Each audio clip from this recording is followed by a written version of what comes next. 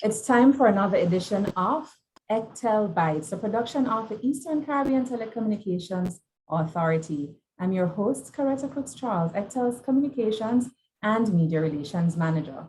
This is our 8th episode, so by now you should know that ECTEL is a regulatory body for telecommunications in its 5 member states, namely the Commonwealth of Dominica, Grenada, St. Kitts and Nevis, St. Lucia, and St. Vincent and the Grenadines. ECTEL is made up of 3 components: a Council of Ministers, a Board of Directors, and a Regional Directorate. There is also a National Telecommunications Regulatory Commission, or the NTRC, in each member state. So today is all about learning about the Board of Directors. And to enlighten us, our special guest is the Chairman of the Board of Directors, Mr. Duane Noel. Welcome, Mr. Noel. Thank you. Welcome. Thank you, Miss Charles. I'm happy to be here. Okay, awesome. So we're going to jump right into it because we have lots to talk about with Chairman Noel. So tell us a bit about yourself, first of all, Chairman Noel. All right. Well, I represent Grenada. My main area of study is computer science. Let me just start off by saying that. And I've been in the telecom regulatory environment for approximately 8 years. I've done some strengthening, regulatory skills strengthening through the Public Utility Regulatory Center that's in Gainesville, Florida. And that program basically is done to strengthen infrastructure performance by strengthening the country's ability to regulate the utilities. And lastly, I think one of the areas that I thought was good value that I have done is the completion of the good governance training and the certificate of the director program. I think adds great value in any of the committees that one would serve on. Okay, all right, so 8 years, that's a long time. So tell us a bit about the constitution of the Board of Directors. How is the board constituted? Well, the board consists of 1 member from each of the contracting state. And that 1 member is appointed by the respective minister for 1 year. It also includes an alternate member in case that particular member is not able to participate for whatever reason in any of the meetings. The member state, and I think you highlighted it earlier, includes Grenada, the Commonwealth of Dominica, and from Dominica you have Mr. Gregory Shillingford. St. Kitts and Nevis, you have Mr. Trevor Phillips. St. Lucia, you have Mr. Philip Dalsu. St. Vincent and the Grenadines, you have Mr.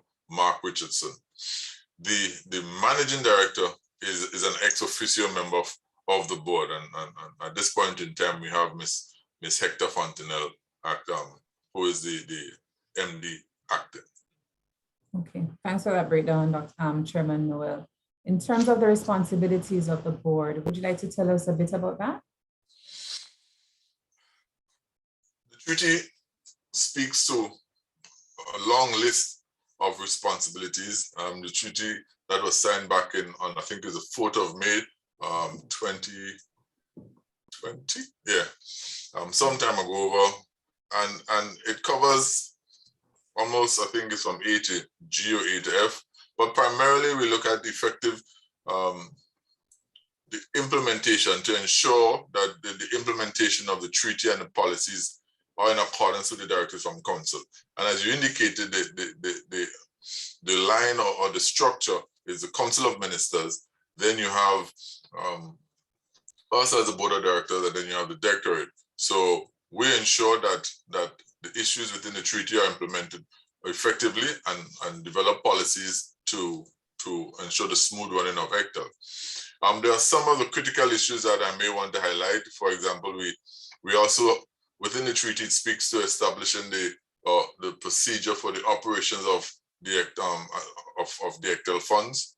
We monitor the compliance of the relevant with the relevant legislation, licenses, and frequency authorization by the service providers. And we come up with recommendations on improvements reported to Council, and if there are any major activities that we will provide the recommendation to council for approval. All right. So you have quite a bit to tackle. So in terms of the new financial year for ECTEL, which commenced in October last month, what are some of the major outcomes from the most recent meeting of the ECTEL Board of Directors? All right, and I just want to mention, although just go back a little bit now, prior to this new era, the board then, and that was way back when the treaty was signed, had a major role in creating the formulation of ECTEL with the member states, the NTRCs, and the baton is now in our hands in terms of how do we take that baton to run it and to hand it over to the next group of persons to manage and run the telecoms sector. And for this task, the normal procedure would be to look at the work plan for this period, the work plan and budget, and there'll be a series of issues and goals that have been identified to achieve for this 2021-2022 period. As you can, I'm being here, one of the major issues is a communication plan and a strategy that has been in the past, I would say an area that we needed improvement on, because persons may not necessarily, they know the service providers, but they may not understand exactly what ECTEL is all about, what is our role, and the NTRCs in each of the member states. So that is another area that we have decided and approved to proceed with. We have, although it's projects that we have been working on from our last cycle, but some of these projects take some time to implement based on what has to be done. So we have the new retail price regulatory regime. We implemented a new spectrum management and monitoring system throughout the 5 member states, and that is something that has added significant value in each of the member states. And most importantly, and I left it for last, is the implementation of the new electronic communication bill in each of the member states. That is one of the major goals or tasks that we'd want to, that this team would want to have implemented for this cycle. Okay. Are you still there, Chairman Noel? Yes, I'm still here. Okay, you froze for a second. Okay, thank you. So that's the communications plan, the spectrum management plan, and of course, the implementation of the EC bill, some key areas that this board of directors would love to focus on. Okay, got that. Thank you so much. So how important is ECTEL in ensuring that consumers in ECTEL's 5 member states receive quality electronic communication services?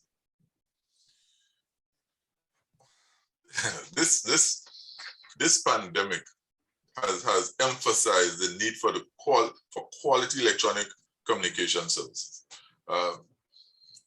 While there was a need before, but now you have the issues in terms of persons working from home. You have the issues of school, online school. You have various financial institutions and other organizations dealing with online services. We have the pilot project by the ECCB dealing with the digital cash. And it has now become an important part of our daily lives. And one can even, I mean, it has been said in many circles that the internet access it's basically now almost like an essential service. So it is critical that now that you have the service providers and the various service providers providing that sort of broadband service and internet service, that there is a standard of quality of service that they have to adhere to. When you look at the broadband penetration, and you have I mean, and it speaks to the mobile penetration, it speaks to the fixed broadband penetration, and it also speaks to the mobile broadband penetration. And out of the 5 member states, they vary. Each one of the member states may be at different levels in terms of the penetration. But overall, you will see that the mobile penetration in the 5 member states is about 95%. The fixed broadband penetration is about 22.2 or 22%. And then the mobile broadband penetration is about 52%. And that has some serious implications in terms of how do you develop your online services, how many persons you're able to reach, and if you're able to reach them, is the service is it at a point where it can be used safely and consistently, and it's good. And also something that is not spoken about a lot when we look at that, I mean, in terms of as we develop the service, is the safety of the transaction. Persons want to know that when you're using electronic communication, you want to make sure that your transaction can be completed safely, and then the whole issue of cyber crimes and cyber threats and stuff. So it is very important, and I can't even. I'm happy you asked that question, and I can't even stress more that the quality of services of electronic communication services is paramount to ECTEL's activity. Indeed. Just this morning, I got a message from GoDaddy. That's a platform that you get your domain names from, and apparently they were hacked. So, you know, it is indeed a serious issue in terms of cyber safety and security. So that's important. And you mentioned earlier about the electronic communications bill. What can you tell us about this new bill? Okay, so as I indicated previously with the back in 2020 with the treaty. Now that has now, and that was when it was telecoms. Now the persons at that point in time, I would have just maybe had a pager or looking to have a cell phone. Now that sector has transformed rapidly, very quickly, and so has the need for the regulations and the legislation to transform, to keep pace with the technology, and that is how the new electronic communication bill was born. Went through a series of consultations with the service providers and other stakeholders. We got comments from all were considered, and we finally came up with the EC bill, the new EC bill. It would address areas such as mergers, acquisition, the process within each member state. I know there may be a challenge in terms of these mergers and acquisitions that happen outside of our region. And that is why there's a need in terms of the collaboration between the various regulatory parties throughout the world. Again, as I mentioned, with the safety of your transaction, the customer protection, access to detailed information on the service. Persons want to be clear in terms of their contract terms, and I mean, you take a service and 99.999% of us don't read the contract. We get the service and we just, where do we sign? We get our phone service, internet service, and we proceed. There are various issues in terms of the auto renewals and issues of lock-in, contract and terms and conditions to be approved. We have the usage limit and out of plan usage. We have the issue of net neutrality, zero rating of services, the anti-competitive behavior, and then there is issue that will be addressed and that deals with the new roaming bill and the regulations. That aspect is part of the whole transition into where we're supposed to be in this new telecom environment, electronic communication environment. Okay, thanks for that. It's very comprehensive, and I'm excited about launching our campaign next year to just raise more awareness about the EC bill and the need for it to be implemented throughout our member states. So on October 18th, 2021, St. Kitts and Nevis passed the Electronic Communications Bill. Why should the other 4 member states follow suit, Chairman Noel? Now, firstly, we need to set some, and I may go off a little on a tangent, but we need to set some timelines to have this done. And I will get to your question shortly. This has been going on for some time for some good reasons. I think there are various issues that we have to address to ensure that, for example, each of the member states must review the new bill to make sure that there is no conflict within their own laws within their own country. I must apologize. I think I noticed, well, our generator will kick in just now. That's okay. You're just really brighter, but we can still hear you, so that's fine. Okay, perfect. All right, so as I was indicating, each member state is in the process of reviewing it. I know, as you indicated, St. Kitts and Nevis passed the bill, and I think it needs to be implemented. I know it was passed, but it needs to be implemented. And it's important because the purpose of the ECTEL Treaty is really with the 5 member states, to harmonize the policies within the region.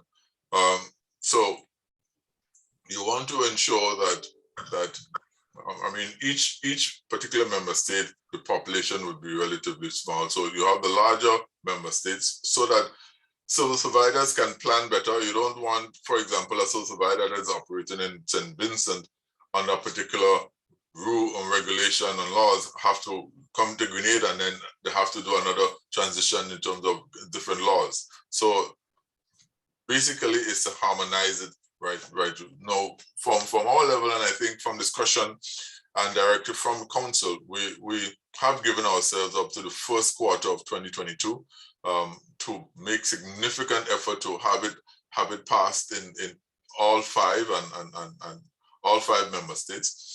And each of the ministers have given their commitment to do what it takes to have it done. So I'm happy to state that hopefully by the beginning of 2022, we will have that. That will no longer be an issue to be addressed. Okay, all right. It will be a lot of work, but as you rightfully explained, the importance of it, especially now as we are in the era of digital transformation. So we're about getting ready to wrap up, but before we do, is there any particular universal service fund project that is positively impacting the underserved communities in Grenada during the pandemic you'd like to share with us? But in Grenada, I know that the NTRC did not have any specific projects for the pandemic. There were projects that happened, there were projects that were implemented that persons benefited within the pandemic, but it was not initiated at that time. So let me just list just a few of them. We had the wireless mesh network to the schools. That project established a wireless mesh network connecting all the schools across the Tri-Island state. And the connectivity provided. This project was used by the teachers to teach students remotely during the pandemic. So as I indicated, it was a project that was in the train, and however, the timing was perfect, which assisted in terms of the school home school children at home. We had some equipment and wireless devices provided to some of some organizations that deal with training. We did that, and then some of the community access points for the rural areas that presently do not have the necessary internet access. So that was in training, and that allowed persons who had to work from home and those aspects to get the necessary service. And then we are now in the process of distributing tablets for distribution in the students in the low-income households to enable students to have access to devices. So that is something that we are doing now. Out of the pandemic, we realized that from the whole act, and I think I raised it earlier on, the penetration, internet penetration throughout the country, there was a need to, even though it might pass in front of your house, but can you afford it, right? Or do you have the device? And also, it has put persons, I mean, and what I'm saying there would be known to many persons, that this had put the inability to have the device or having the access in your house puts persons at a disadvantage. So I know there are other activities, there are other initiatives that the NTRC is working along with the government of Grenada to see how we could provide that access to persons who do not have. Okay. Thank you for that, Chairman Noel. Any closing remarks?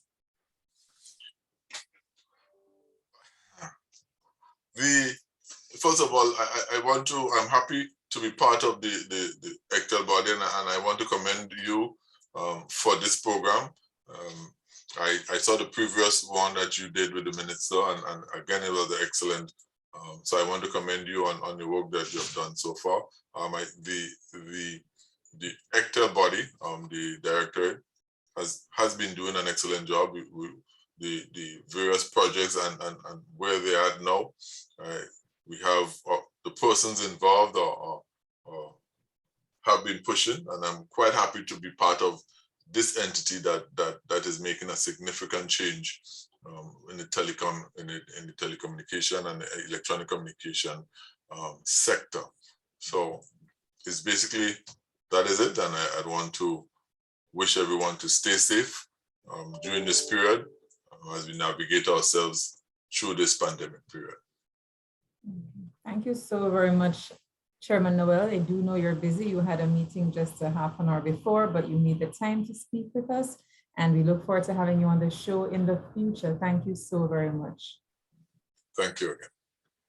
All right, so in wrapping up, I really hope you paid attention, because we got so much information about the Board of Directors' role, as well as ECTEL's role in ensuring that consumers in ECTEL's 5 member states receive quality electronic communication services, especially now during the pandemic. And as Chairman Noel mentioned, the internet service is an essential service. I quite like that one. So if you have any questions, be sure to leave them in the comment section below, and we'll reply as soon as possible. And if you haven't already done so, please follow us and like us on social media. You could find us at ECTEL Authority on Instagram and Twitter, and ECTEL on YouTube and Facebook. ECTEL Bytes is a production of the Eastern Caribbean Telecommunications Authority. I'm your host, Coretta Cooks-Charles, ECTEL's Communications and Media Relations Manager. Thanks so much for watching. Until next time, do keep safe and take care.